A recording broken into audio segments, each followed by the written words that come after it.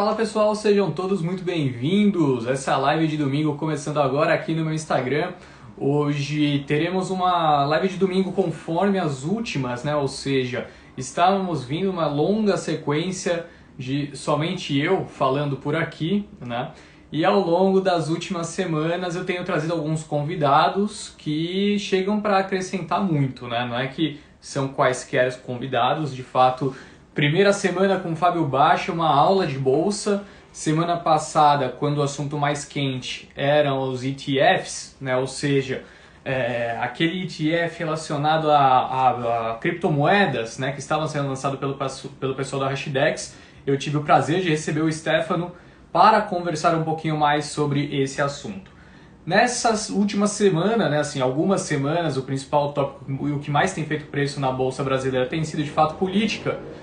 Então não tinha como, né, deixar de convidar uma pessoa extremamente capacitada para contribuir nesse debate, para a gente entender quais foram os últimos movimentos em relação ao orçamento, em relação também às questões relacionadas, né, ao inquérito do Lula, ao Sérgio Moro, mas também olhando para frente. Bom, ao longo das últimas semanas tanta coisa fez preço, o que será que pode sair, né, ao longo das próximas semanas em termos políticos e econômicos que podem fazer preço novamente, pode pegar o mercado de surpresa, né? Então vamos tentar nos antecipar a essas surpresas com um convidado de alto nível, Caio Augusto, que é Head de conteúdo do Terraço Econômico, estará comigo entre 20h30 e 20h40. Eu falei para o Caio, se possível, vamos esperar um pouquinho mais para você entrar, porque eu atrasei, não sei se vocês perceberam, eu comecei a live uns 5 minutinhos mais tarde, tá viajando e acabei chegando um pouquinho atrasado, tá pessoal?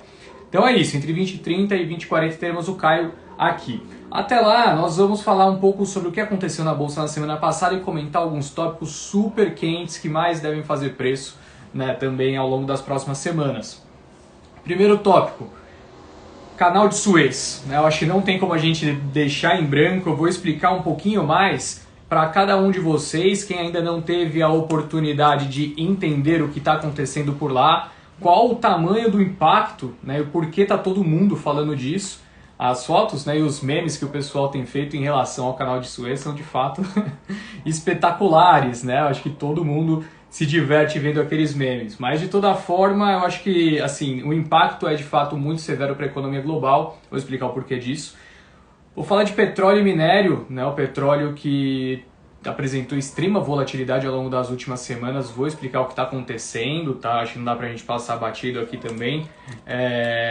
Enfim, volatilidade e também questões relacionadas à economia europeia. Eu vou falar sobre isso daqui a alguns minutos, tá? Então a gente vai falar de minério de ferro e o porquê é uma oportunidade o que está acontecendo no setor. Eu vou explicar também isso, tá? Então se você quer entender um pouquinho mais desse ponto de vista, que está baseado no estudo muito elaborado do pessoal do JP Morgan, fica aqui até a parte de minério. Depois vacinas, né? Acho que não tem como a gente passar batido também desse tópico. Tem algumas coisas super importantes que aconteceram para discutir. Eletrobras com um novo CEO, né? Não sei se vocês acompanharam, tivemos o anúncio de um novo CEO que foi contra ao que uma consultoria tinha previamente indicado. Muita gente acreditou no mercado que poderia trazer uma abertura negativa, né, para a sessão, mas na verdade o que aconteceu foi o inverso e também vou explicar o porquê dessa visão, tá? E, bom, acho que é isso então. Depois a gente vai falar de Carrefour e Pão de Açúcar, né? Não tem como deixar da gente comentar esse assunto, que foi o mais quente também da semana. JBS, e aí então falaremos sobre esses pontos com o Caio Augusto do Terraço Econômico. Beleza, pessoal? Eu tô falando com vocês, tô só abrindo uma coisa aqui ao mesmo tempo para trazer informação de qualidade logo de cara, tá, pessoal? Você não tem que ficar procurando quando falo, enfim, fazer tudo aqui organizado logo no começo. Então vamos lá, pessoal. Semana passada foi uma semana de volatilidade de novo, né? A bolsa começou de fato muito estressada. tentou recuperar em algumas sessões e foi exatamente isso que ocorreu na sexta-feira, né? Ganhos ali de 1.030 pontos, quase 1% de alta, mas ainda naquela banda, né, de 114.780. A bolsa tem tentado buscar em algumas sessões os 115, 116 e depois já volta, né, direto para 111, 112 mil pontos há algum tempo. De toda forma, questões políticas, né, pressionando bastante, o exterior também não tem contribuído muito ao longo das últimas semanas. Um grande beijo para Karine Salé, que está aqui na live também, que presença ilustre. Bom, e a gente não tem conseguido sair muito disso, né, há algum tempo, devido principalmente às questões ligadas à política. Toda vez que a gente cria uma boa esperança, o cenário se reverte, né, por conta agora também da pandemia, né, assim, a pandemia tinha deixado de ser o principal enfoque no começo do ano e voltou com tudo, né, tanto que eu tenho falado todo o Morning Call muito disso. Mas de toda forma, esse 114.780 mil pontos reflete de fato a incerteza que a gente vive agora, com a curva de juros abrindo cada vez mais, né? Já batendo quase 9%, os vencimentos ali em 27 e 28, um estresse muito grande e a dúvida se tem prêmio na curva ou se não, né? Se a gente já está negociando o valor justo, afinal devemos ter uma Selic ali na casa de talvez 5% esse ano, né? Então, assim, Campos Neto veio ao público ao longo dessa semana e disse que esse acompanhamento à taxa neutra de juros, né, ainda deve levar tempo, ou seja, o ciclo de alta vai começar, mas ainda não vai ser aquele ciclo, né, para buscar a taxa de juros neutra do país, ainda vão continuar a buscar elevar a capacidade do país alcançar essa retomada da atividade econômica, né, e claro que a política monetária é super importante nesse aspecto. Campos Neto diz que ainda vê muito, né, daquela inflação transitória, ou seja, algo que pressiona o momento, mas não é algo duradouro na nossa economia. E ele acha que até por conta disso tem espaço para manter, né, por mais tempo essa política acomodatícia. Trouxe um bom humor para a sessão de quarta-feira e de lá para cá ficamos oscilando ao redor desse valor, né? Sobre notícias interessantes que saíram ao longo dessa semana, a gente vai destaque: a Ambima está criando um grupo de estudos para trazer SPAC ao Brasil. Não sei se vocês sabem, mas as SPACs, né, são instituições que estão sendo criadas muito nos Estados Unidos ao longo desses últimos anos, e elas são criadas para você já fazer uma aquisição numa empresa de capital fechado, né? Ou seja, você cria uma SPAC, normalmente é um nome conhecido no mercado que cria essa SPAC, já com o objetivo de comprar uma empresa e fazer essa listagem. Então, um lado entra o capital com poder de listagem e o outro a operação, né? E de uma vez isso acontece. É um mercado que já movimentou 90 bilhões de dólares só em 2021 nos Estados Unidos. A expectativa é que possa começar a ocorrer aqui no Brasil também. Além disso, a CEMIG, né, disse estar em processo de avaliação para vender sua participação na Taesa. Então, também é uma notícia que pode continuar fazendo preço, interessante para a gente manter no radar, tá? Vamos lá, vamos começar falando sobre os tópicos que eu tinha dito que falaria. O primeiro deles, canal de Suez. O canal de Suez, até por sinal, é isso que está acontecendo lá, tá? Essa imagem é exatamente do canal de Suez. O que é o canal de Suez? Bom, o canal de Suez, ele é um canal que fica no Egito, né? De fato, fica ali, ó, na ponta norte do canal está Porto Said, onde existe duas saídas, né? No lado sul está a cidade de Suez, onde há uma saída para o mar. E ali também você corta, né? Portanto, é um espaço que permite a ligação, né, entre a Europa e a Ásia, né? Então é um canal que faz com que haja a possibilidade de um transporte, principalmente, né, comércio, muitas rotas que passam por ali sem que seja necessário dar a volta em toda a África, o que, por exemplo, num caminho para, né, entre alguma parte ali da Europa e Índia, eu tinha visto agora há pouco, levaria mais ou menos 7.000 quilômetros a mais que você teria que percorrer, né? O que acontece é que um cargueiro, um barco chamado Evergreen, né, tem sido tampado no lado dele de uma maneira bastante extensa, acabou fechando por completo o canal. Ele atravessou e agora é de extrema complexidade tirá-lo. Se não me engano, tem mais de 200 mil toneladas, né, o peso desse cargueiro. Então, assim, não tem como você chegar lá e de uma maneira simples retirá-lo. Criou-se a possibilidade até mesmo de elevar o nível da água para ver se ele conseguia cair pelo lado. Tinha um pessoal propondo explodi-lo, tinha um pessoal propondo fazer um canal em volta dele e deixar ele para sempre lá, enfim. Mas é muito complexo, precisa de muito instrumento para ser retirado e ainda não há uma certeza de quanto tempo vai demorar para tirar de lá, mas de toda forma a expectativa é que possa levar até mesmo semanas. Primeiro, a coisa de mais de um dia atrás já tinha uma fila de mais de 200 navios, né, que foi criada ali no canal de Suez por conta, né, desse navio encalhado. Eleva-se o risco de algumas questões. A primeira, assim, claro, para as commodities pode ser um ruído de curto prazo que faz elevar o nível dos preços. Sim, a gente viu até mesmo um dia, né, o petróleo recuperar bastante seus preços por conta disso. Mas, num olhar geral, né, um olhar de cima, entendendo a situação, é algo bastante negativo, pessoal, muito negativo para o comércio global. Pensa quantas coisas importantes passam por ali, seja alimento, seja, enfim, vai ter algum lote de vacina, animal, enfim, qualquer coisa que pode estar dentro, né, desses navios não vão conseguir chegar a tempo, ou então terá que fazer um trajeto de 7.000 quilômetros a mais para conseguir, né, dar essa volta. Então, para a economia global é uma tragédia aí de curto prazo, embora não seja um movimento estrutural, né? Não há um grande dano estrutural, cabe agora o pessoal encontrar uma maneira de resolver isso daí. Mas claro, né, commodities podem então ter um movimento altista ao longo das próximas semanas devido a essa dificuldade, né, de oferta, né, da comunicação entre os dois lados.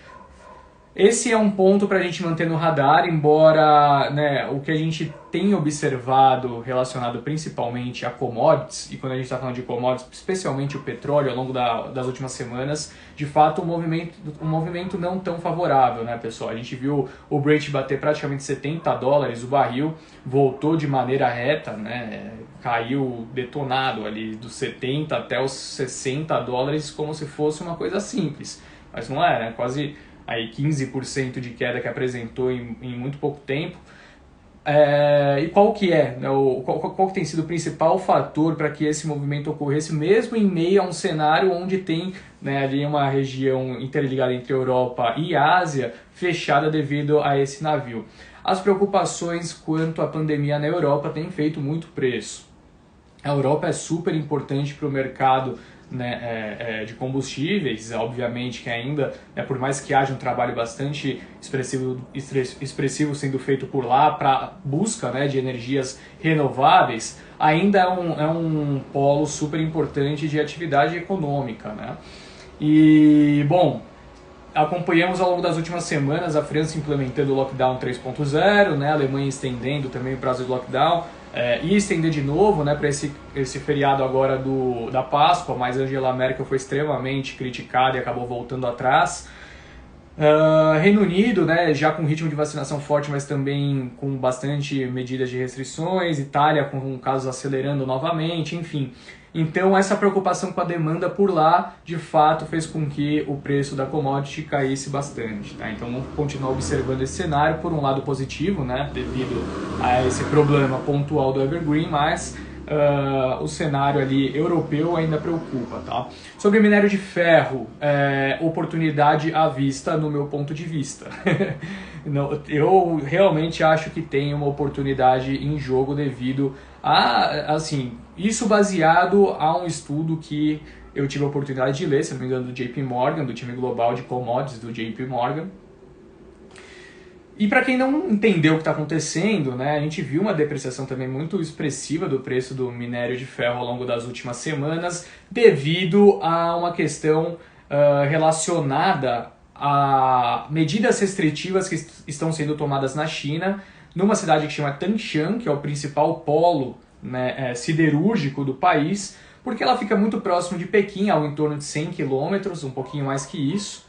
Só que faz tanto tempo que eles estão produzindo um ritmo tão forte que a qualidade do ar está deteriorada. Então, com a qualidade do ar deteriorada, esses problemas atingindo Pequim, o que se criou né? Qual foi a medida que Pequim acabou tomando? Bom, medidas restritivas inibindo a produção daquela região, né? Então, diversas usinas tiveram que diminuir a sua produção sua produção de aço ali na região. De fato, reduziu, portanto, a demanda do principal polo do mundo siderúrgico, né? Então a demanda caiu por lá, enquanto a oferta permaneceu estável, o preço do minério acabou caindo bastante ao longo das últimas 2 semanas. Só que esse time do JP Morgan, eles têm um estudo embasado em dados, tá, que eles compilam em relação à China, e nesses dados fica mais do que claro que existem outros polos que não estão sendo utilizados, ou seja, capacidade de produção ociosa, onde a China poderia migrar essa produção de Tangshan para esses lugares de maneira simples. Ou seja, os patamares de preços, né? Você pega uma Vale, saiu dos seus 102, 103 reais para bater 92, 93. Perdeu ali quase, né, talvez uns 8%, 7%. Até mais, né? Se pegar da máxima até essa mínima que voltou ali nos 92, 91, sem que estruturalmente tenha se alterado nada. O JP Morgan, o call do JP Morgan é esse: estruturalmente esse cenário atual não altera as nossas premissas para o ano.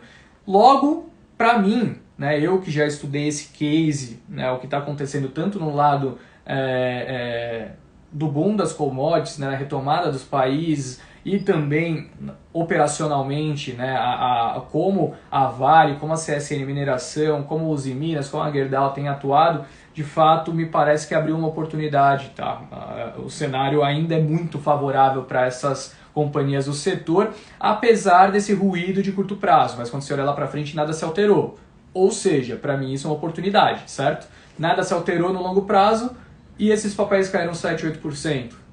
Para mim é oportunidade. Bom, vamos falar agora sobre... Vamos falar primeiro sobre algumas outras coisas, depois eu parto para as vacinas, tá? Começar falando sobre a Eletrobras. Ao longo dessa semana, pessoal, não sei se vocês observaram, mas aconteceu algo muito interessante em Eletrobras. Desde quando o Wilson Ferreira Júnior acabou pedindo, né, renúncia ali ao cargo de CEO, ele acabou tomando a decisão, né, de deixar a companhia, foi para a BRDT, baseado no fator de, bom, eu não acredito que a privatização vai ocorrer no curto prazo, tem uma outra oportunidade, vou embora. E foi. Ainda estava tendo muito caos relacionado a questões políticas, enfim, tomou a decisão de sair fora. Logo, a Eletrobras, portanto, contratou uma consultoria, para essa consultoria trazer o nome de alguns candidatos e, dado, né, os nomes dos candidatos na mesa do conselho, o conselho tomaria a decisão de um desses candidatos para assumir a presidência da Eletrobras. Tudo isso de fato aconteceu até a parte que os nomes chegaram na mesa. Os nomes estavam na mesa do conselho, mas o acionista, né, controlador, no caso o governo federal, acabou tomando a decisão de ignorar, né, esse processo de escolha contratado pela consultoria e indicar um nome, o nome de Rodrigo Limp, certo? Primeira impressão quando tem esse tipo de decisão tomada, principalmente para pensa investidor. Nessa hora a gente sempre usa o exemplo do gringo, né? Porque o gringo é o cara que não conhece direito o Brasil, o cara que vê as medidas macros e toma isso como principal, né, medida de decisão, enfim. O gringo olhou para uma empresa, né, listada, ainda estatal é verdade, com um processo, né, uma estatal, apesar de ser uma estatal, mas com um processo definido de corporation, né, para a substituição do seu CEO, mas foi deixado de lado o processo usual para que o controlador tomasse as rédeas e colocasse quem ele bem entendesse. Foi isso que aconteceu. O Ministério de Minas e Energia, Bento Albuquerque, acabou escolhendo o nome de Rodrigo Limp. Então a primeira sinalização, para um gringo, sim, é negativa. Agora, quando você abre o currículo do Limp, você fala, bom, será que essa decisão foi tão ruim assim? Será que, no fim das contas, esse nome escolhido pela União não era até mesmo melhor do que aqueles outros que estavam na mesa do conselho? O mercado entendeu que sim, tá? O mercado entendeu que de fato é esse o cenário. O cenário atual, né, onde o governo escolheu o Rodrigo Limp, né, com um currículo invejável, alguém que foi de fato, né, comandou a ANEEL por um tempo, esteve à frente, né, do processo de desenvolvimento da Eletrobras. O mercado viu no nome do Limp uma pessoa super capacidade para liderar esse processo de privatização que é tanto esperado dentro da empresa, né? Principalmente pelos seus acionistas. Então, no fim das contas, uma notícia que inicialmente é estranha e costuma ter um impacto negativo para os investidores, acabou sendo positiva porque o nome escolhido foi de muito agrado para o mercado.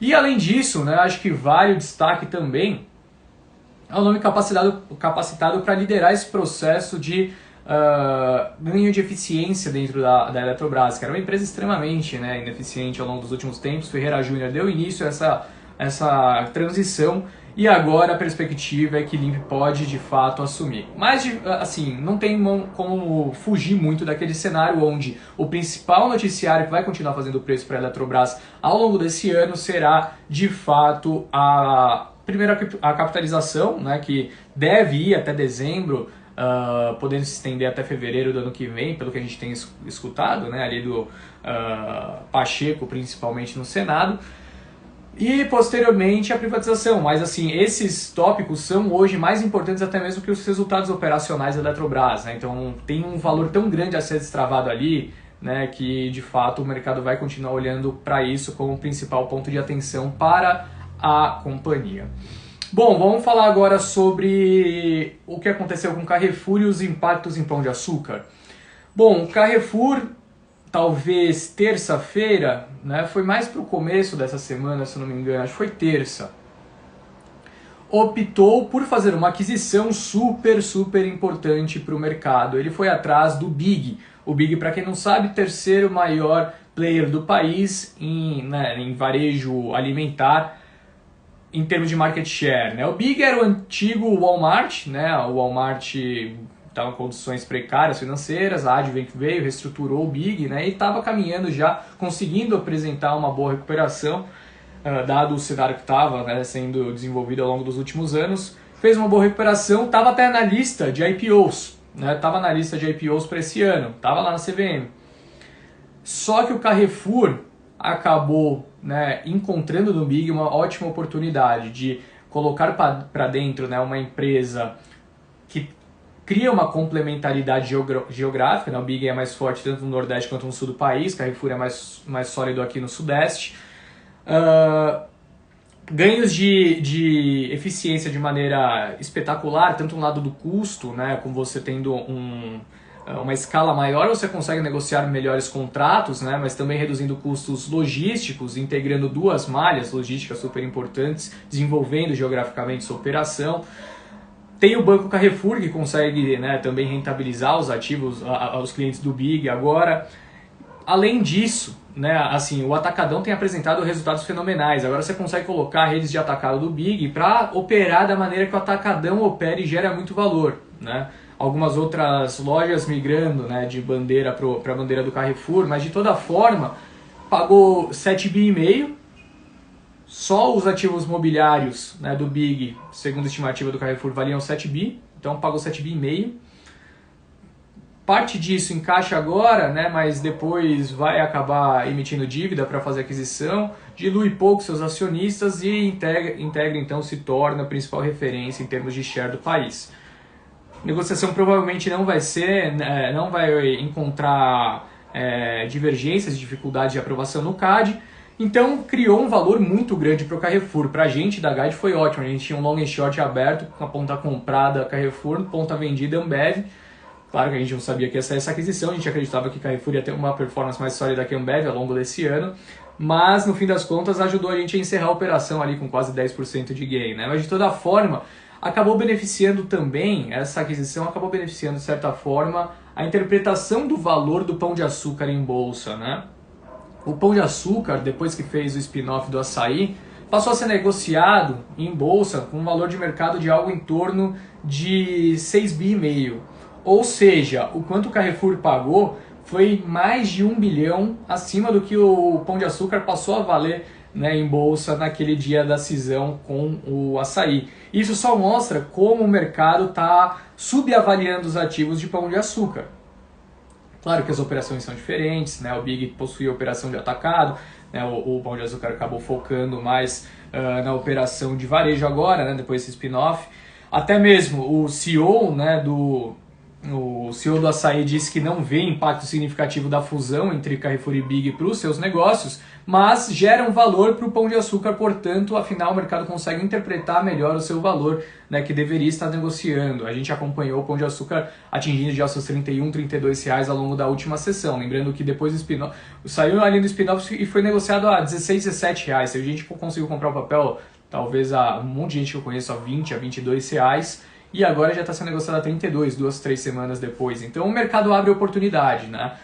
O mercado de fato abre e dá bastante oportunidade a todos. Bom, antes de entrar no papo de vacinas e depois falar com o Caio, nós vamos falar agora sobre JBS, tá? Frigoríficos primeiro e depois JBS.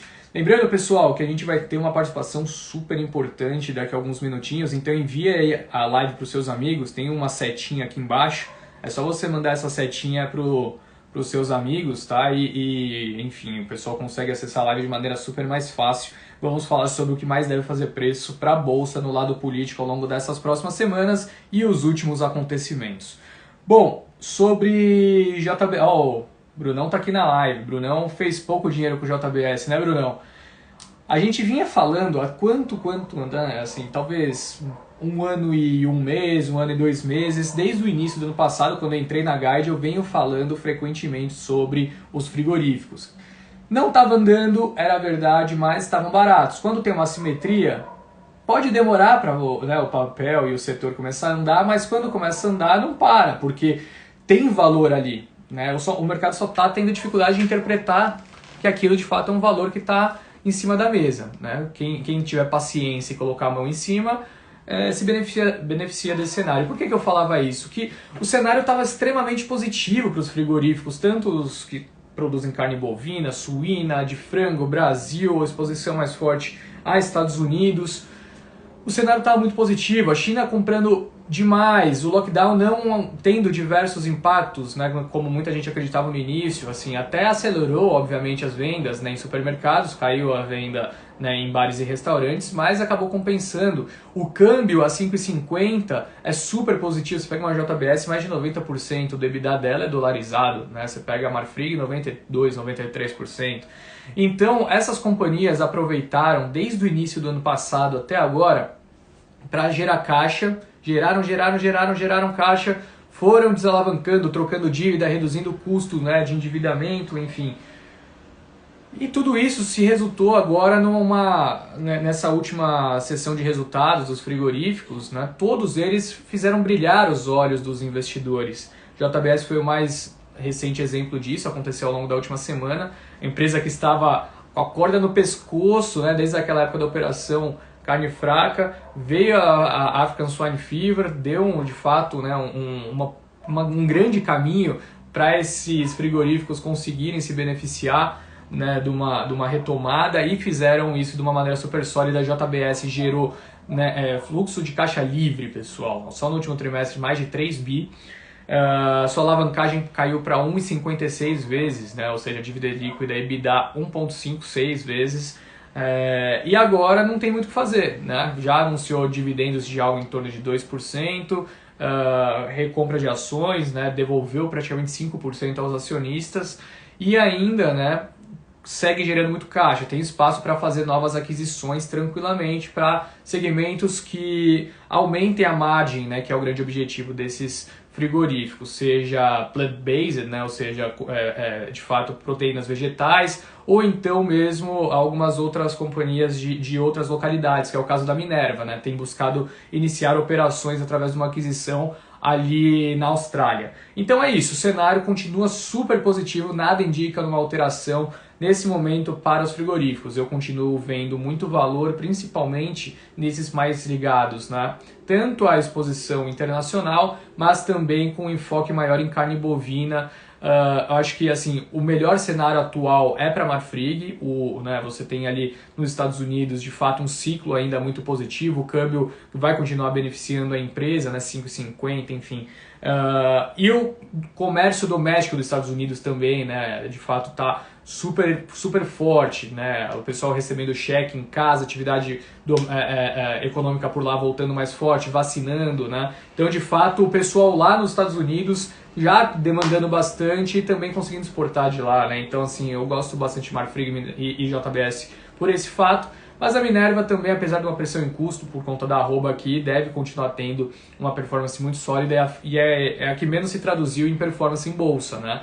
De fato, a pior performance dentre os frigoríficos pode ser uma oportunidade, mas o cenário mais positivo para mim é bovino Estados Unidos, tá? Sobre vacinas, vamos acelerar que afinal tem o Caio agora, eu tenho que falar rápido aqui. Vacinas e pandemia, tá? Ao longo dessa última sexta-feira, se não me engano, São Paulo bateu um novo recorde de mortes diárias por Covid-19, né? Foram 1.193 óbitos só no estado de São Paulo, passando de 70 mil no total. E isso não só aqui, né? Mas assim, o Brasil também, com mais de 3 mil casos em alguns dias, enfim, 3 mil óbitos, né, em alguns dias, 100 mil casos atingimos alguns dias atrás, só numa data. E por conta disso, o estado de São Paulo voltou a prorrogar a fase emergencial, dessa vez até 11 de abril. Mais do que esperado, do meu ponto de vista, tá? Não tinha como prever um movimento diferente disso, tá? Eu acho que isso acabou fazendo um pouco o preço em bolsa, porque já era dado pelo mercado. Agora, temos algumas notícias super positivas ocorrendo aqui também e abre, né, de fato, uma grande esperança em nosso caminho. Nesse momento, né, a gente viu o estado de São Paulo anunciando vacinação para pessoas de 68 anos a partir de 5 de abril. Se mantiver o ritmo dos últimos dias, possivelmente teremos a grande maioria dos idosos vacinados no país já no fim de maio, tá? O que possibilitaria uma retomada mais forte da atividade, principalmente, né, nos comércios que estão com portas fechadas, né, o segmento de serviços extremamente impossibilitado de trabalhar nesse momento, enfim. Claro que há uma pressão em leitos, né, agora maior, de pessoas mais jovens, mas o grande perigo ainda está naquelas faixas etárias mais velhas, né? Então acho que isso de fato abre a possibilidade para uma perspectiva mais favorável ao longo dos próximos 2-3 meses. Bom, o Butantan está esperando, né, da Anvisa o aval para testar a Butanvac, né, em abril e já quer começar a vacinar a galera a partir de julho. A Butanvac, para quem estava em Marte, não acompanhou o noticiário ao longo dos últimos dias, é a vacina que o Butantan vai começar a produzir, tá? Então, assim, é uma vacina 100% brasileira no caso, né? Assim, para a autossuficiência do país, ao longo dos próximos anos, também super importante ter essa produção doméstica, né? Mas de toda forma temos notícias de outras vacinas também, né? A Anvisa recebeu o pedido de uso emergencial da Sputnik V, que é aquela vacina russa. A Fiocruz recebeu insumos para a produção de mais 12 milhões de vacinas, né, esse fim de semana. Lembrando que essa é a vacina de AstraZeneca. Ou seja, dentre as últimas notícias, né, a gente tem ali 3 ou 4... de fato, indústrias diferentes, né, que estão possibilitando, entregando já ao Brasil. Agora o Guedes foi vacinado, né, se não me engano, hoje de manhã ou ontem à noite, com a vacina da Coronavac, né? Então falei de um monte de vacina, não tinha citado a principal, né, que hoje em dia é a Coronavac, e temos então o nosso ministro da Economia já aplicando a primeira dose, né? Tomou até de maneira pública, super importante para passar uma mensagem também, né, para os seguidores do governo. Agora, bom, já nos Estados Unidos a situação é outra. Por lá eles já aplicaram 143 milhões de doses, tá, contra a Covid-19. Tinha uma expectativa, né, de vacinar até 100 milhões de pessoas em 100 dias, mas a aceleração foi tão grande da vacinação por lá que o Biden deu uma de Dilma, né? O que a Dilma gostava de fazer quando atingia a meta? Vocês lembram, né? Quem lembra aqui o que ela gostava de fazer quando atingia a meta? Ela dobrava a meta, e o Biden fez a mesma coisa lá. Bom, atingimos 100 milhões, agora queremos 200 milhões de pessoas em 100 dias. Tá? Ele dobrou a meta, portanto, deu uma dilmada, mas algo super positivo, demonstrando uma retomada sólida dos Estados Unidos. Bom, pessoal, consegui acelerar e falar tudo o que eu tinha para falar, então, até as 8h39, que é o horário atual. Eu gostaria agora de chamar a atenção de todos, né, que a gente vai ter a participação de uma pessoa super especial Ele é head de conteúdo do Terraço Econômico. Caio Augusto vai fazer uma participação com a gente aqui hoje para falar um pouquinho mais sobre cenário político e econômico. O que aconteceu com o orçamento nessa semana, né? Paulo Guedes parece que se sentiu de novo traído, parece que teve um jogo político que acabou prejudicando bastante, né? E até algumas pessoas falando possibilidade de ser uma pedalada, enfim, eu quero entender direito o que aconteceu. Algumas pessoas falando que o teto dos gastos já não existe mais, se é preocupação para tudo isso mesmo, o Caio vai explicar pra gente. E também falaremos sobre a decisão do Lula, né, na semana passada, a suspeição do Sérgio Moro, e depois eu quero falar sobre o que pode vir, tá? O que pode acontecer para as próximas semanas e seguir fazendo preço dentro desse campo político-econômico na Bolsa, tá? Vamos lá aqui para dentro. Fiquem à vontade também, pessoal, conforme a gente for fazendo a live, mande pra gente perguntas, ok? Seja bem-vindo, Caio, boa noite. Boa noite para todo mundo. E aí, Henrique, tudo bem? Tudo bom, muito obrigado pela presença domingo à noite. Eu sei que não é um momento muito agradável, né, para trabalhar, mas Não, mas ô louco, tá, conteúdo a gente trabalha todo dia, não tem rolo não. não tem como fugir disso. Caio, muito obrigado. Então, como eu estava já falando, né, na sua apresentação para o pessoal, eu gostaria de começar a nossa live abordando um pouquinho sobre o orçamento.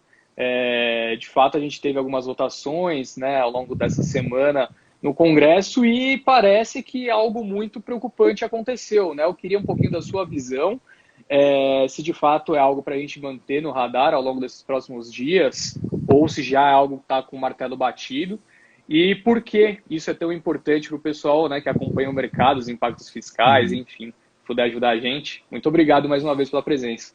Não, maravilha.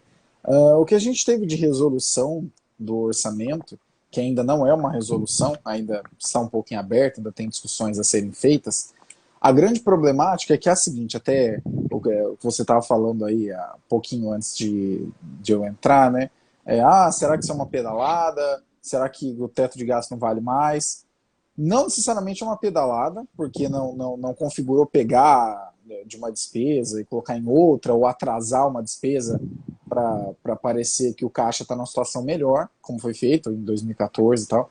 Mas a grande problemática é que algumas das despesas foram colocadas de uma maneira muito otimista, como se elas não fossem acontecer, ou com uma distância maior do que elas realmente vão acontecer depois, e algumas receitas foram imaginadas, vamos dizer assim. E o problema é que é o seguinte, por exemplo, e isso é uma coisa que se discute desde o ano passado, mas a pandemia vai continuar, vai virar 2021? Vai virar 2021. Isso significa que a gente vai ter que continuar levando em conta e necessitando de desembolsos adicionais, por exemplo, auxílio emergencial, auxílio para as empresas? Muito provavelmente. E qual foi a grande problemática? A gente chegou em 31 de dezembro de 2020 sem saber o que é que aconteceria no ano seguinte. Primeiro ponto, que é claro que a gente não pode deixar de levar em consideração. O orçamento em um período pandêmico, ele funciona de uma maneira totalmente diferente. É claro que não dá para a gente falar assim, não, mas como que o governo não vai prever com exatidão o que é que vai gastar, o que é que vai arrecadar? Realmente é um fator complicador. Se a gente for pegar um ano atrás, ou um ano e 2, 3 meses atrás, ninguém imaginava que aconteceria, pandemia, e 2, gastos extraordinários na ordem de 700, 800 bilhões de reais. Então, assim, ninguém imaginava que isso ia acontecer. Só o auxílio emergencial foi mais de 320 bilhões, para vocês terem uma ideia. Agora, levando em consideração que a gente já virou o ano continuando na mesma situação, me parece um despreparo grande não ter sido discutido isso, a continuidade desse tipo de benefício, de uma maneira mais direta, por pelo menos 2 motivos. O primeiro, as pessoas que deixaram de ter acesso ao auxílio emergencial, mas continuaram enfrentando certas restrições por causa da pandemia, essas pessoas continuam passando necessidade. Então, esse programa deveria ter continuado. E, em segundo lugar, porque isso dificulta a previsibilidade. A partir do momento que a gente tem, estamos entrando em abril agora, nessa semana que se inicia, e a gente ainda não tem o orçamento aprovado, tem essa possibilidade de duodécimo, né, que é utilizar apenas um dozeavos do orçamento a cada mês só para pagar as contas. E assim, até que seja resolvido, temos aí todas essas possibilidades. Mas o que é complicado é não ter considerado algumas despesas que vão acontecer, como esses desembolsos adicionais, e também um erro que, assim, primário, que foi não ter atualizado corretamente as despesas do ano passado para cá.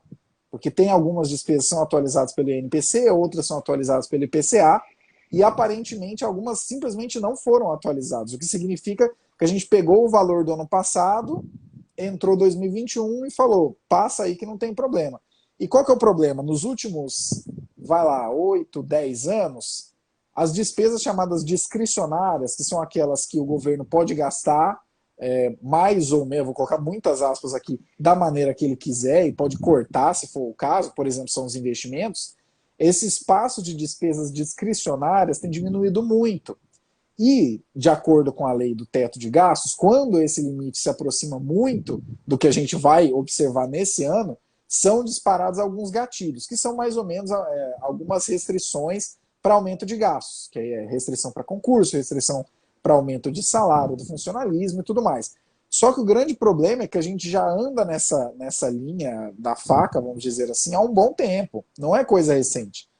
Então, o que torna preocupante esse orçamento é ele ter levado em consideração alguns fatores, pelo menos do modo que ele está agora, né, ainda tem algumas coisas para discutir, ele leva em consideração algumas coisas que simplesmente não vão acontecer. E isso é um problema grave, porque caso ele seja aprovado dessa maneira, as despesas discricionárias que já estão no menor valor em 10 anos, até mais do que isso, elas vão ser ainda mais comprimidas, isso vai acabar ativando alguns gatilhos, e isso vai dar um problema muito grande. Não é que a máquina pública vai deixar de funcionar ou vai passar por alguma grande dificuldade, mas o que acontece é que isso reduz a possibilidade de atuação, sobretudo em um momento em que a gente continua numa situação extraordinária. Então, é o famoso, parece que a gente passou muito tempo para discutir e chegar em lugar nenhum. E isso é muito preocupante.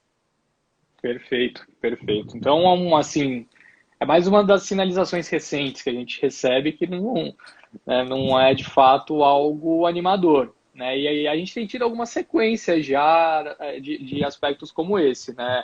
A gente estava falando até pouco tempo atrás da PEC emergencial, que também foi desidratada na Câmara, algumas coisas mudaram e, naturalmente, a gente costuma sempre ver isso acontecendo, né? Mas, de toda forma, eu acho que, no fim das contas, tudo acaba resultando na mesma preocupação, né? Que até na live que a gente fez outro dia lá, da Guide do Terraço Econômico, a gente estava falando sobre isso, que a preocupação do mercado, de fato, é a fiscal, né? É o que pode acontecer, resultar para o país ao longo dos próximos anos. Afinal, todas as medidas, né, que estão sendo determinadas de alguma forma são questionáveis e o reflexo está aí. Ao longo dos últimos dias, a gente viu a curva de juros abrir ainda mais, né? A gente tinha... Chegou em 2 dígitos já, né? Fazia tempo que isso não acontecia. Chegou em 2 dígitos. Ali naquela altura da reunião do Copom, né, eu lembro que muita gente estava empolgado ali, não, subiu 0,75, agora a gente vai ver, né, a curva ficando um pouquinho mais flat, vai ter um resultado na parte mais curta, de alta naturalmente, mas a mais longa vai se reduzir, e ao longo das últimas semanas foi exatamente o oposto que a gente tem visto, né? Isso tira cada vez mais a atratividade do investidor para com a renda variável, né, para com a bolsa, no caso. Cada vez mais fica mais aceitável para o investidor começar a pensar novamente, né, em possibilidades de investimentos em renda fixa. Até por conta disso, eu gostaria de perguntar, Caio, sobre riscos em geral, né? O que você tem analisado, claro, vocês do Terraço, ao longo das últimas semanas, que podem ser as novas surpresas, né? Algo que o mercado talvez não esteja analisando ainda, mas que pode ter um impacto, seja no fiscal ou seja questões políticas, né? Ao longo da última semana a gente viu mais um capítulo da novela do Lula novamente, né? Então, o que você tem acompanhado que pode estar meio que em off, mas que pode se tornar algo bastante representativo ao longo das próximas semanas dentro desse aspecto político-econômico? Olha, eu não diria necessariamente dentro das próximas semanas, mas se a gente for olhar uma janela um pouco maior, talvez de um trimestre, 2 trimestres, a grande dificuldade é mais ou menos a dificuldade que a gente observava do final do ano passado para agora, que é como é que alguns desembolsos adicionais vão deixar de acontecer. Mesmo com o auxílio emergencial voltando agora num valor substancialmente menor, né? Não serão 600, não serão 300, né? Entre 175 e 275, enfim. Essa saída ela depende basicamente de um programa que vem sendo muito comentado, mas até agora a gente não tem plano colocado na mesa e discutido de maneira mais adequada, que seria o de reforçar o Bolsa Família, deixar o Bolsa Família um pouco mais encorpado, atendendo mais pessoas e de uma maneira mais efetiva. O que Perfeito. levaria, por exemplo, porque uma coisa que é importante pontuar, o Bolsa Família ele é um programa elogiado internacionalmente pelos seus efeitos e ele também não custa muito caro, porque se a gente for parar para pensar, o Bolsa Família, do jeito que ele está até agora, ele custa 30 bilhões por ano. Se ele for formatado dessa nova maneira, para um programa mais encorpado, até o que foi discutido no ano passado, muito ao redor no meio do ano ali, ele iria para 60 bilhões por ano. Se a gente for parar para pensar, uma parcela do auxílio emergencial a R$ 600 são 50 bilhões. Então é quase como se a gente tivesse um ano e um mês. Então, assim, uma coisa que a gente precisa ficar de olho é como é que vai funcionar essa formatação desse programa, e a possibilidade ou não, que realmente não dá para descartar, de uma eventual guinada um pouco mais reforçada por eu não sei como é que eu vou chamar isso. Tá, populismo fiscal, vamos lá. Por um eventual populismo fiscal de vamos esticar esse auxílio para além da necessidade, ou auxílio às pessoas físicas, ou auxílio às empresas, por motivos de gostaria de ter mais popularidade. E digo novamente, toda vez que eu levanto essa bola, geralmente alguém fala assim, mas isso você está falando porque é alguma coisa do Bolsonaro. Não, não é isso. Se a gente for pegar na história do Brasil, sei lá, nos últimos 50 anos, todas as vezes em que a gente teve um período de crise, a gente precisava sair desse período de crise, nós tínhamos sempre dois caminhos. Vamos dar as notícias ruins e começar a ajeitar a casa, ou vamos dar uma festa e fingir que não aconteceu nada. E a gente sempre deu essa festa. A diferença é que agora a gente não tem espaço fiscal para fazer isso. Sabe? Um referencial bem próximo que eu gosto sempre de utilizar é a crise de 2008. Entre 2008 e 2010, a gente virou a mão, concedeu mais crédito, o governo ficou um pouco mais dovish, vamos dizer assim, né, em termos de gastos. Só que assim, uma coisa que poderia ter parado em 2010, que resolveria, foi até 2014.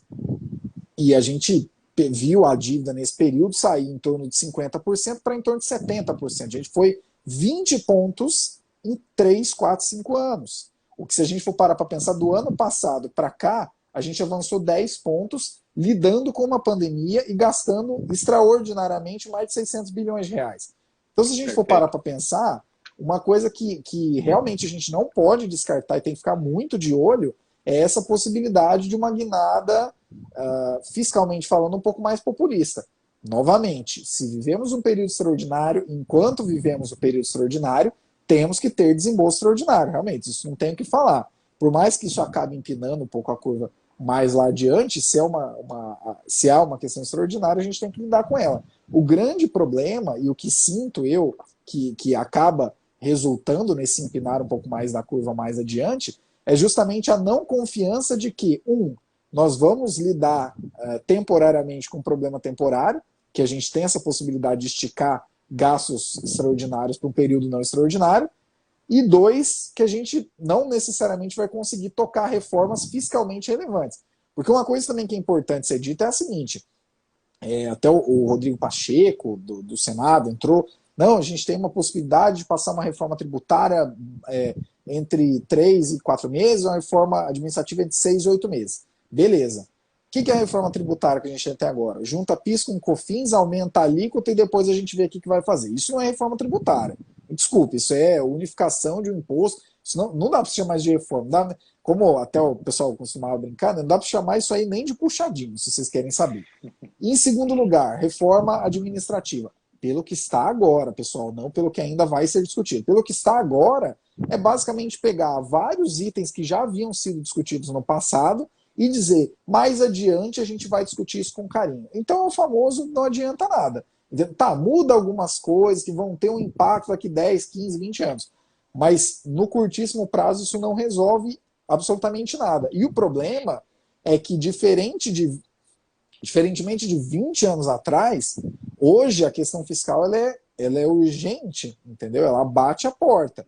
Gostaria de lembrar a todos vocês que há 8 anos, esse ano vai ser o 8º, nós estamos em déficit primário. Um país que não tem aumentado a sua dívida, que é até uma outra questão que às vezes colocam, mas não poderia aumentar a dívida se a gente tivesse um plano? Tá bom. 2011 a 2013 e 14 a gente gastou entre subsídios, empréstimos e juros R$ 1 trilhão com empresas selecionadas no programa das campeãs nacionais. Eu não sei vocês, e nem o IPEA analisou isso em termos de produtividade, mas isso não teve efeito nenhum. Isso virou margem e dinheiro no bolso de muitos empresários. Agora, o que a gente tem que pensar? Se for esse o pensamento, né, imaginando um cenário 2022, que entre alguém que tem esse pensamento, não, a gente não está tão preocupado com a dívida, a gente vai se endividar um pouco a mais mesmo, só que temos um plano. Mas qual que é o plano? Entendeu? O problema é que a gente não resolve nem o dia a dia aqui. E isso é uma questão muito complicada. Então eu acredito que assim, que ainda não está tão dentro do radar e ainda é tratado como uma possibilidade muito distante, uma eventual guinada um pouco mais populista em termos fiscais e essa dificuldade que a gente vai encontrar de sair desse período extraordinário. Porque, querendo ou não, esse aspecto dar más notícias é uma coisa que no Brasil a gente não gosta de fazer, entendeu? Se a gente for pegar, e eu falo 50 anos, eu não estou de brincadeira, se a gente for pegar a saída ali de 73, 74 do milagre econômico no Brasil, que o país crescia 14%, para ele passar a crescer 7, 8%, já era considerado má notícia falar para as pessoas que o país não ia crescer mais 10%. Vocês já imaginaram agora que a gente não sabe exatamente como é que vai pagar a conta, que a gente está emitindo dívida para emitir dívida, porque não está gerando superávit há quase 10 anos. Então, assim, é uma situação muito complicada e que não pode sair do radar essa possibilidade. E é claro, acredito eu que esse tipo de coisa já está sendo razoavelmente precificado, levando em conta esse caminhar da nossa curva de juros para 2 dígitos aí, num prazo mais longo. Mas é uma coisa que a gente não pode esquecer. E um último ponto, que também é essencial, que vocês não podem se esquecer jamais. Tem muita gente aí falando, mas o Banco Central não aumenta juros, ele não é preocupado. Tudo bem, gente, o Banco Central ele realmente pode aumentar os juros, ele está aumentando, aumentou 75 basis points, vai aumentar mais 75 basis points, e pela previsão do Focus, aí, pelo menos da semana passada, tem que ver o que sai amanhã, o esperado é que a Selic encerre o ano em 5%, mas o Banco Central ele não faz milagre, ele não controla a parte do gasto, ele controla a estabilidade da moeda ao longo do tempo, e agora, né, a partir do momento que passou a ser independente, mudou um pouco o mandato, também observa a questão do pleno emprego, mas o Banco Central não faz milagre, não se esqueçam disso, porque daqui a pouco, se a inflação continuar subindo, as origens forem outras, mas o Banco Central não colocou a taxa de juros em 10%. Sim, porque ele observa um prazo mais longo e ele observa a ancoragem ou não dos níveis de preços ao longo do tempo. Mas ele não faz milagre. Isso é uma coisa que a gente precisa ter em mente. Todas as esferas precisam agir, sobretudo a esfera relacionada a despesas públicas. Perfeito. Uma grande aula, então, pessoal. Isso só demonstra, né? Cada vez mais a gente está... Bom, nessa live eu posso falar, a minha live não é a live da Guide, a gente está no meio da merda, né? A gente está no meio da merda agora. Mas é isso mesmo, você não está errado. É isso aí. Infelizmente. Infelizmente. É até triste, assim, sabe? Aquela velha frase, a ignorância é uma benção. Eu gostaria de não olhar as coisas que eu vejo todo dia. É melhor não e saber, não pensar às vezes, nas coisas que eu fico pensando, porque desanima. Desanima. E assim, Caio, até fazendo um elo que você acabou de comentar sobre essa guinada para o populismo e conectando, portanto, com uma das perguntas que eu queria fazer para você, já tinha até dito no começo da live, que era sobre, né, a possibilidade do Lula de fato se tornar né, candidato em 2022. A gente teve mais um caso importante acontecendo, né, na última semana. Eu queria saber de você o que essa decisão que foi tomada ali, né, pelos ministros do STF acaba representando na possibilidade do ex-presidente Lula, de fato, se tornar candidato, se você, de fato, continua acreditando que ele vai ser o nome da oposição, né, para essa próxima eleição de 2022 e se cada vez fica mais claro, portanto, que esses dois nomes vão ser os principais, que vão chegar lá e vão combater, de fato, com a possibilidade de se tornar presidente, né? Se você vê algum terceiro candidato que possa se posicionar de alguma maneira entre Bolsonaro e Lula e chegar com capacidade de eleição, enfim. O que isso mudou para você em termos de cenário político e econômico para os próximos 2 anos? A decisão, né, tomada pelo STF. A meu ver, essa decisão tomada pelo STF, e no caso, quem está nos assistindo, né, eu achei muito boa essa expressão que você usou, né, para quem estava em Marte e não acompanhou, o que aconteceu? O Gilmar Mendes tinha colocado na outra semana a análise de suspeição, que era um habeas corpus que havia sido pedido pela defesa do ex-presidente Lula, para dizer que o juiz Sérgio Moro havia sido parcial no julgamento e tudo mais, havia ocorrido um certo conluio entre a parte acusatória e a parte que julga, isso não poderia acontecer e tudo mais, beleza. E aí o Nunes Marques, né, o outro ministro, pediu vistas do processo e acabou passando uma semana, né, até que a decisão acabou sendo tomada. E aí, por um placar de 3-2, o que significa essa decisão é que os processos voltaram para a estaca zero. E, a meu ver, isso, a não ser que o Lula realmente não queira, eles confirmam que ele está no páreo em 2022. Perfeito. Porque, de fato, é um intervalo muito grande. Até vi muita gente, algumas teorias, não, mas no Brasil vão dar um jeito de condenar o cara. Mas sim, a gente tem que lidar com os fatos. Se houve aí uma condenação de suspeição por uma certa análise rápida, um conluio, alguma coisa assim, imagina quanto tempo isso vai demorar para ser julgado agora. E um ponto importante, caso o Lula concorra, eventualmente ganhe, esses processos ficam parados porque só podem ser julgados os presidentes da República por crimes cometidos durante o mandato. Então, passa aquele tempo e aí só depois que ele sair e tal.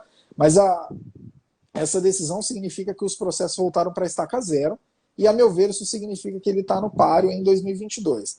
Agora, o que a gente precisa continuar observando é, ponto 1, Bolsonaro, se ele vai continuar sendo um pouco mais reativo e esperando as coisas acontecerem, demorando um pouco mais para articular grandes mudanças, sobretudo no lado fiscal, entre agora e o ano que vem. A meu ver, dá tempo, mas a meu ver ele precisava descer do palanque de candidato, que ele está desde 1º de janeiro de 2019, mas enfim. E pelo lado do Lula, o que a gente precisa observar é, ele vai emular o Lula dos anos 80 e 90, que é mais estatizante e busca um caminho mais centralizador da economia, ou se ele vai emular o Lula de 2002, que dizia que o país precisava dos empresários, precisava da força da iniciativa privada para funcionar. Se o Lula caminhar mais para este de 2002, ele vem com mais chances para esse de 2002, perdão, ele vem com mais chances do que o Bolsonaro, porque ele pode ser encarado como uma alternativa real. E assim, até tivemos aí mais recentemente um endosso a essa opinião, de certa forma, que eu creio que você, sobretudo que vocês que estão no mercado, não vão discordar muito de mim, que é o do Luiz Suberger, que falou: confiei, votei no Bolsonaro, mas ele não tem mais o meu voto. Dentre outros motivos, por que ele falou isso? Porque o que foi colocado em pauta em 2018, em termos econômicos, de reformas, de redução do tamanho do Estado, controle das despesas públicas, efetivamente, com exceção à reforma da Previdência, não foi executado. E muito daquilo que foi colocado está em suspeição. Outro aspecto que nos leva a pensar isso é o tanto de gente da equipe originalmente colocada que saiu e foi substituído por pessoas que não necessariamente têm o mesmo calibre ali para tocar aquelas decisões. Então, por um lado, temos o Bolsonaro, que, digo de novo, dá tempo ainda de fazer coisas relevantes. O governo praticamente não tem oposição, e oposição real que estou falando, tá, pessoal? Não é entrar em ruído. Oposição em termos propositivos. Basicamente não tem oposição, mas tem uma dificuldade grande de planos, como a gente acabou de falar, né? Reforma tributária é juntar dois impostos, reforma administrativa é pegar várias coisas de ontem e falar que vai votar amanhã. Enfim, tem tempo, mas precisa ter vontade política. E do lado do Lula tem essa possibilidade. Se ele vier como um Lula um pouco mais radical, mesmo com esse tipo de pensamento, ó, votaram no Bolsonaro no passado, com essa visão de liberalismo na economia, acabou não acontecendo como a gente esperava, mas se vier um Lula radical, a gente pode esperar uma briga tão ruim ou até pior do que a gente viu em 2018. Agora, em termos de possibilidade de outros nomes, a grande problemática é que tanto o Bolsonaro quanto o Lula, eles têm um apelo popular muito grande. O Bolsonaro, por ser o atual presidente, historicamente no Brasil, os atuais presidentes acabam ou se reelegendo, pelo menos desde o FHC, ou se reelegendo, ou chegando pelo menos com uma chance muito grande. Aliás, desde o FHC isso aconteceu com todos eles, é importante ser dito, né? O FHC, o Lula, a Dilma teve o impeachment e tudo mais, mas agora com o Bolsonaro. E do outro lado, como uma força antagônica, por assim dizer, nós temos o Lula, que também tem uma conexão popular muito grande. Até uma coisa que provavelmente algumas pessoas vão me olhar estranho, mas uma coisa que o brasileiro médio não gosta é não ter emoções na política. Então, por exemplo, uma pessoa tipo a Angela Merkel, que, nossa, vai me doer o coração dizer isso, mas é uma pessoa bem sem graça. Ela faz o que ela precisa fazer. Ela não tá fazendo por plateia. Até teve um vídeo recente aí que eu achei maravilhoso. Eu falei, isso Com a nunca vai bandeira da acontecer no Alemanha? Brasil. Exato. Né? O Eu cara vi. lá, a bandeirinha, tudo mais, ela pegou a bandeira, tipo, não, aqui não. Foi lá e entregou Não, para um outro que o cara. negócio é sério, né? Não, É. aqui isso não acontece. Pegar bandeiras, pegar camisa. E olha que eu sou corintiano. Pegar bandeira, camisa do Corinthians, camisa do Flamengo, o cara pega e acabou. Quer ter conexão Acabou. popular e pronto. Sem dúvida. Isso me deixa um pouco assim, desesperançoso que surja um terceiro nome, aí, uma terceira via, porque essa terceira via seria muito mais moderada. E a não ser que essa terceira via conseguisse juntar todas as pessoas que estão achando o governo do Bolsonaro muito ruim e todas as pessoas que não querem o Lula de jeito nenhum, eu acho que as forças que vão bater de frente, vão acabar saindo com uma liderança maior, serão essas duas. E assim, aí quanto à especulação, a gente tem, ó, adorei essa frase, no Brasil se valoriza a falta de liturgia. É exatamente isso que acontece. E aí, em termos de especulação, aí a gente tem diversas possibilidades. Parece que o Luciano Huck saiu do páreo, né? O Faustão vai sair da Globo, ele vai pegar o domingo, pelo que eu já ouvi falar. Temos aí Moro, mas também tem uma complicação muito grande, porque de um lado ele acaba sendo odiado por todo mundo, isso é muito complicado, né? Antes de Exato. entrar, uma parte das pessoas odiava ele, depois que ele entrou e acabou saindo fora, outra parte da população odeia ele, então é muito complicado. Tem Mandetta, mas enfim, não sei o que isso significaria. Temer já disse que não vem.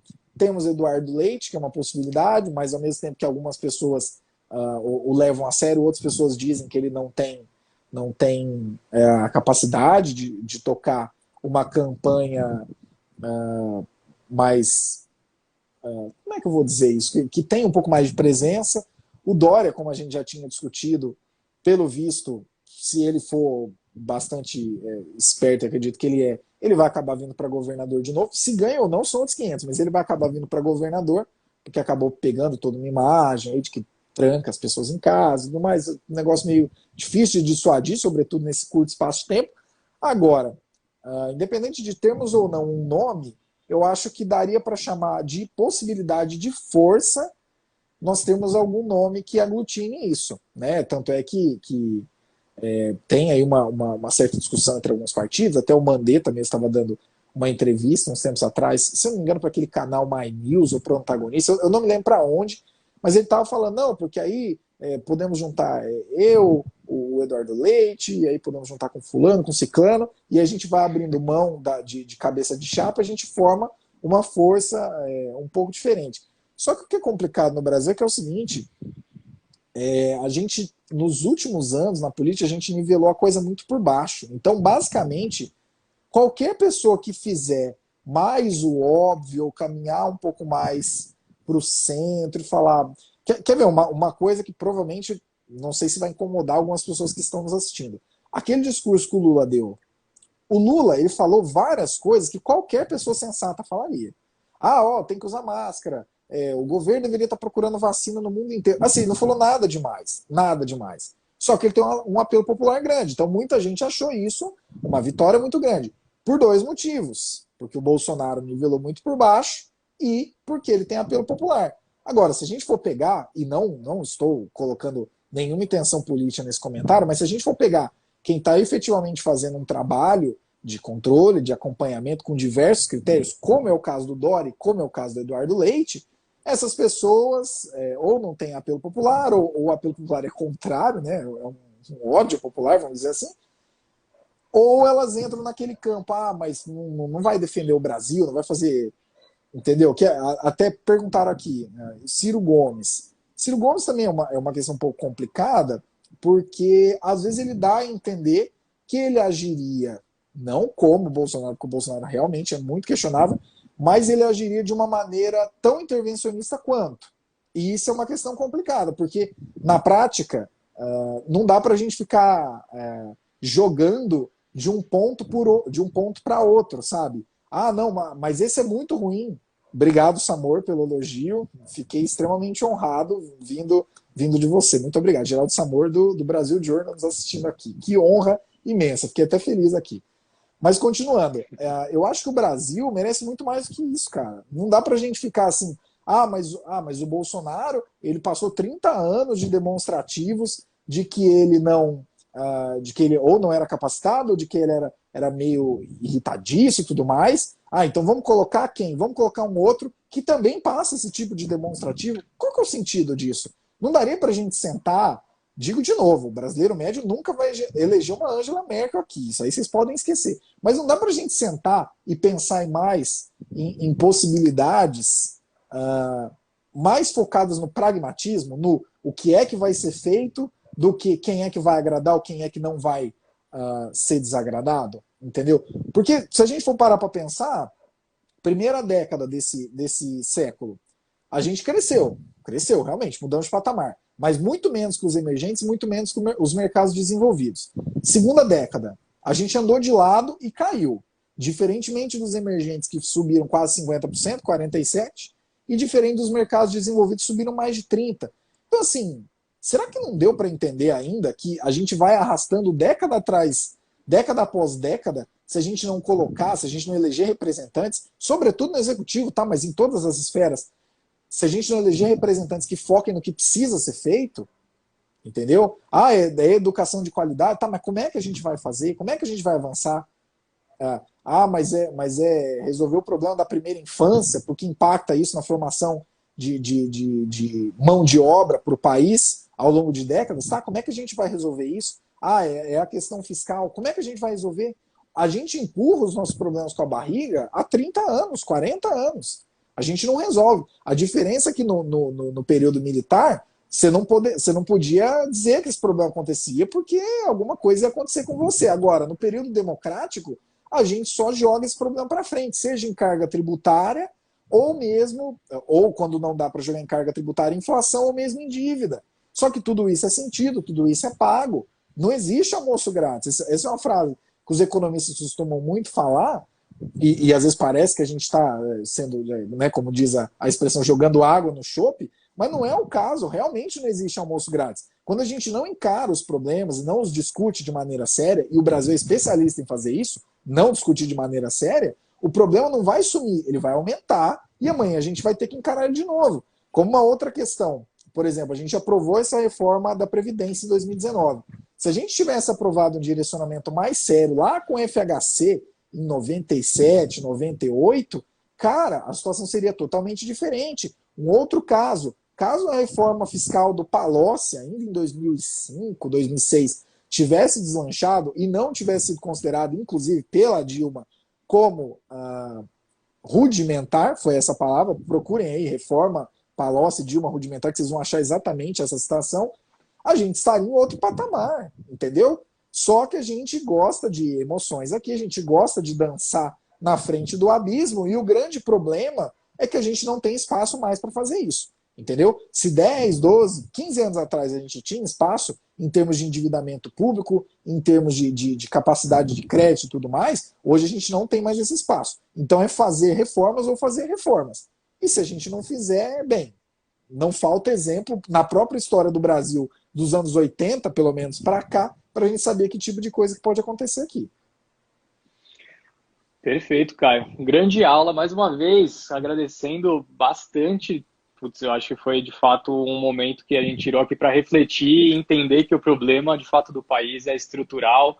E assim, eu não sei você, mas eu gostaria de ser um pouquinho mais esperançoso, né? Eu acho que todos esses problemas que a gente está observando, né, que nos impactam hoje em dia, mas foram estruturados ali em meados do governo do FHC ou até antes.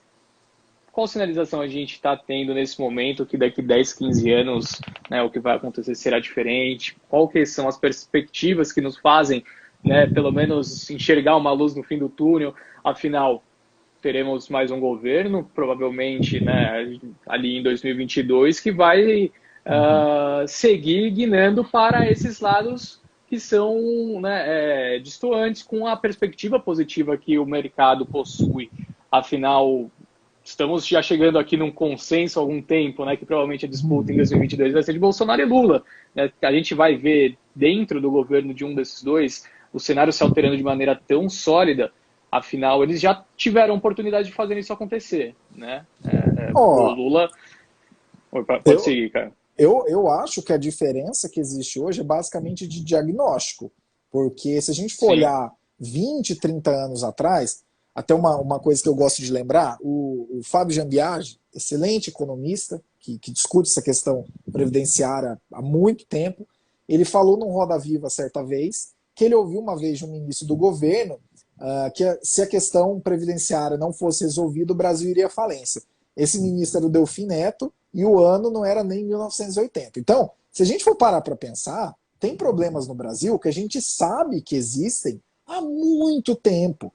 Muito tempo. Exato. A diferença é que hoje, e assim, para não dizer que podemos ficar bastante negativos, a diferença é que o diagnóstico é totalmente diferente hoje. Seja por meio do Congresso, seja por meio dos representantes, todo mundo sabe o que tem que ser feito. Essa é a diferença. Se a gente for olhar 20, 30 anos atrás, não, mas qualquer coisa a gente coloca um novo imposto, qualquer coisa a gente muda a moeda. Hoje não, hoje a gente sabe o que tem que ser feito. A maioria não dá para chamar isso de consenso, porque na economia é uma brigaiada o dia inteiro, mas é praticamente um consenso entre os economistas de que o lado da despesa é o grande problema a ser atacado, porque aí a capacidade do Estado no Brasil de fazer o que precisa ser feito, que são esses problemas, primeira infância, questão de saúde, acesso à educação melhor, tudo mais que melhora a capacidade da mão de obra no país ao longo das décadas. Se o Estado não tiver dinheiro para isso, não adianta. E como é que a gente faz? Elencando prioridades e colocando para funcionar essas prioridades. Até eu estava ouvindo na CBN esses dias, uma coisa que eu achei interessante, né, falando essa questão de fuga de cérebros, por que sai tanto brasileiro daqui para pesquisar lá fora. E eles estavam falando de um caso de uma pesquisadora de uma universidade nos Estados Unidos, e ela falando, quando eu estava no Brasil, para fazer essa reação aqui que eu estou fazendo agora, eu precisava solicitar para o laboratório com 3 meses de antecedência, para eles comprarem, e talvez não chegaria. Aqui nos Estados Unidos, eu chego numa vending machine, coloco ali o código do reagente que eu preciso, e o reagente está ali na minha mão na hora. Como que isso acontece? Dinheiro. Como que isso acontece? Prioridade. Não adianta. E isso, até o Geraldo Samora apareceu aqui, eu vou fazer uma indicação que eu acho magistral, que eu acho que deveria passar esse áudio no Congresso Brasileiro o dia inteiro. Que eu falo do Brasil Journal porque esse áudio está lá na íntegra. Procurem depois um discurso do Cristóvão Buarque, senador. Não sei se ele é senador ainda, mas ele era senador na época do teto de gastos, que ele falou, essa lei não devia ser chamada de teto de gastos, devia ser chamada de lei do fim da hipocrisia. Por qual motivo? Agora, não tem como vocês falarem que tudo é prioridade. Porque, vocês já repararam? Se tem um discurso fácil que você encontra na política, é prioridade. Mas qual que é a sua prioridade? Claro. Não, é educação. E saúde? Não, saúde também. É quase, os mais antigos aqui vão lembrar, é quase como o Charlinho do Hermes e Renato. Você gosta de estudar ou você gosta de batata? Não, eu gosto de estudar, eu gosto de batata. Só que o orçamento é limitado, os recursos são limitados. Isso não é uma coisa que um economista chato vem te contar, isso é a realidade. Entendeu? Você querendo lidar com ela ou não, é a realidade. E na prática, para a gente ter um Estado que esteja lá para quem realmente precisa dele e para otimizar as suas funções e realmente a gente conseguir avançar, a gente precisa ter prioridade. Não adianta. E prioridade de uma maneira séria. E como é que a gente faz isso? Sobretudo do lado dos gastos do governo, discutindo com seriedade o lado fiscal. Que é uma coisa que a gente nunca fez até agora, mas, pelo lado positivo, né, pelo copo cheio, o diagnóstico pelo menos existe. E isso é uma coisa positiva, melhor do que 20 anos atrás. Com certeza. Uma constante evolução, mas de toda forma, eu acho que o cenário de fato é esse, né, Caio?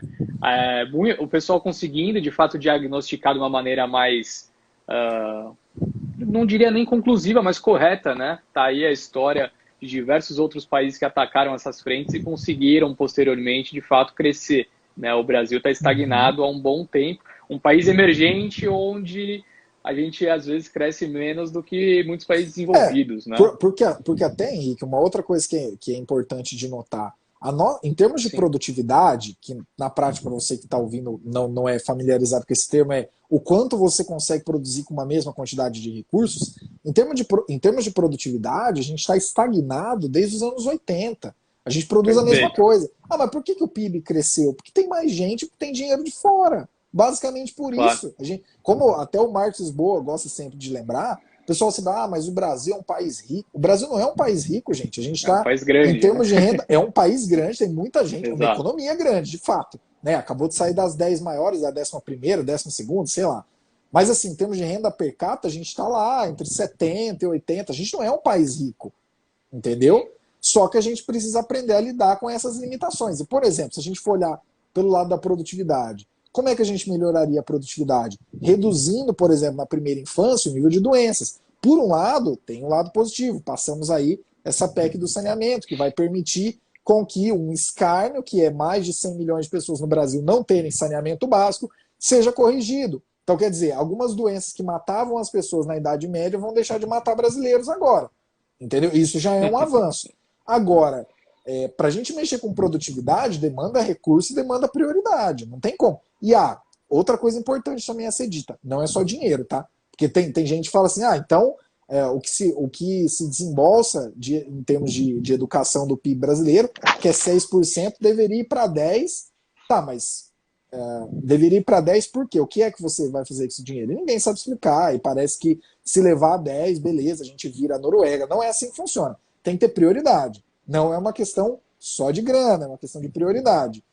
E se for ver, a palavra, o grande nome do jogo, sobretudo a partir de 2023, 2024, é produtividade. Porque essa questão que eu falei, por que o PIB cresceu muito? Porque entrou muito mais gente do que saiu da população economicamente ativa. Quer dizer, tem muito mais gente trabalhando do que tinha antes. Só que esse chamado bônus demográfico vai começar a se reverter a partir de 2023, 2024. Ou seja, a gente vai ter mais gente se aposentando e entrando para o lado da pirâmide que precisa da contribuição de quem está trabalhando agora do que a gente tinha antes. Então, quer dizer, é uma péssima notícia para vocês começarem a semana, mas o que a gente chamava de PIBinho no passado vai ser a nova realidade. 1% e olhe lá. A não ser que a gente leve a sério, discuta com seriedade produtividade nesse país. Que não é uma agenda fácil, não é uma agenda simples, não é uma agenda que reelege, né? Porque o pessoal gosta sempre de, não, vou fazer uma coisa aqui e tal, porque aí daqui 3 anos eu tô lá e eu falo que eu fiz aquela ponte, eu fiz aquele riacho, eu fiz aquele negócio. Não é uma coisa que reelege ninguém, mas é uma coisa importantíssima. E além de importantíssima, eu vou dizer para vocês, é uma necessidade. Porque senão a gente vai ficar preso nessa renda média. De fato, digo de novo, a primeira década mudou o Brasil de patamar. A gente saiu de um país extremamente pobre para um país de renda média baixa, vamos dizer assim. Só que assim, a gente pode continuar evoluindo nessa escala ao longo dos anos ou pode ficar empacado aqui. E o nome do jogo é produtividade. De novo, não é uma agenda fácil, não é trivial, não elege ninguém, mas tem que ser discutido. É a palavra do jogo. Pelo lado dos gastos, olhar como é que a gente controla isso, porque isso é uma bomba, isso vai explodir, já está explodindo, na verdade. E pelo lado da economia de fato, vamos dizer assim, né, do crescimento, a gente tem que olhar a parte de produtividade. Qualquer caminho fora disso, gente, desculpa, mas é chover no molhado e é a gente observar essa década que está começando agora, em 2021, vai até 2030, como sendo mais uma década perdida. E não foi falta de aviso. Isso aí. O Caio avisou e a gente também bate nessa tecla há algum tempo, né? Eu acho que muitos analistas que acompanham pelo menos o lado político, com o pessoal que acompanha o lado econômico, a gente que analisa o mercado, no fim das contas, eu acho que todos os interesses estão alinhados, né? Tá todo mundo com o diagnóstico claro do que necessita ser resolvido. Agora cabe saber se a gente vai tocar nesses pontos sensíveis ou se vamos seguir para uma guinada populista, ainda mais, né, nessa perspectiva de eleição que temos para 2022. Cara, eu já abusei de você. Aliás, Opa, deixa eu só fazer Manda um último comentário. Isso é uma coisa que eu acho meio paradoxal nos políticos. Caso eles fizessem algumas reformas, mesmo que tenham um impacto mais longo, eles poderiam dar o nome de salvação do Brasil. E salvação de verdade. Não é algum tampão ali, um band-aid que foi colocado. Mas aparentemente parece que vamos tocar a bola aqui, vamos continuar mais ou menos da mesma maneira, é a solução encontrada. Eu não consigo entender, porque se for parar para pensar, o que todo populista, qualquer populista sonha, é resolver um grande problema para que ele possa dizer no futuro, eu resolvi esse problema, vota em mim, e ser reeleito para sempre. Agora, por que será que no Brasil ninguém pensa nisso? Até politicamente, vamos supor que você tenha zero interesse pelo Brasil, mas seja político. Pô, vota alguma coisa que vai ser relevante, cara. Aí você pode falar pro resto da sua vida. E eleger a sua família inteira, se você quiser. Agora, já que os caras não querem nem isso, com diagnóstico dado, praticamente sem oposição e não querem colocar na mesa, eu não posso fazer nada. Com certeza. No final das contas, vai acabar sendo trocado e provavelmente por alguém pior. Esse é o problema. É que talvez exija, de fato, um debate mais complexo, né? E talvez não seja esse o interesse do pessoal que está lá. Talvez o interesse seja resolver o que é mais simples, né? Dançar conforme o seu hobby e o seu lobby, né? Os dois, no caso. Hoje em dia a gente tem acompanhado cada vez mais algumas coisas sendo conectadas em Brasília nesse sentido. Mas de toda forma, Caio, o que me chama a atenção é isso. Eu honestamente tenho uma dificuldade grande de enxergar. Por mais que a gente tenha tido ao longo dos últimos anos uma renovação grande nas duas casas, é uma renovação tanto no modo de pensar, quanto também nos próprios nomes, né, das pessoas que acabaram de entrar. Eu acho que foi, de fato, algo que pode trazer um benefício aí no médio e longo prazo, que a gente tem acompanhado nos debates, né, mesmo debates públicos, esses candidatos, de fato, são uma capacidade, pelo menos, de olhar com mais carinho para pontos, né, que possam até reduzir sua popularidade no curto prazo, né, com esse viés que a gente está falando agora, né, de olhar mais para frente, ter uma expectativa de que seus votos, né, possivelmente duradouros, afinal, com a aprovação de algo que seja robusto, de relevante, fato, robusto, que mude, né, alguma que coisa, né? Mude estruturalmente, né? Então, acho que a gente tem alguns nomes, né? Tá tendo uma renovação, mas eu não consigo enxergar nisso ainda algo que seja tranquilo ser colocado em prática no curto prazo. Eu acho que a gente ainda vai precisar de mais renovação, de mais gente nova entrando nessas duas casas e talvez, né, uma capacidade até mesmo do executivo de ser, né, a imagem que vai personificar essa questão, né? Ser a imagem que as pessoas vão olhar e entender o porquê dessas mudanças estarem acontecendo e ter o Congresso, então, com um apoio tranquilo, né? Sem que seja necessário abrir mão de tantas coisas, né? Esse jogo político tão difícil que é para as contas públicas do país, né? Então, acho que é isso, é a capacidade de governar sem que volte a utilizar das velhas práticas, né? No fim das contas, a gente acaba voltando sempre para a mesma questão.